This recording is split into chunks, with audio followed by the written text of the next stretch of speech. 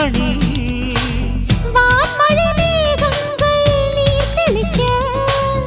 வாடிய தேகங்கள் சேர்ந்திருக்க வாலிபராகங்கள் நான் படிக்க நூலிடை தாழாமல் நீ துடிக்க சின்ன பூவை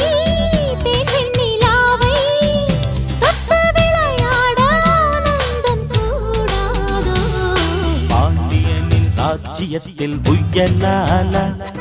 வேண்டி நின்ற பைங்கிளிக்கு புயலால கையில் தந்தே கல்யாண மாலை மையல் கொண்டே நான் இந்த வேளை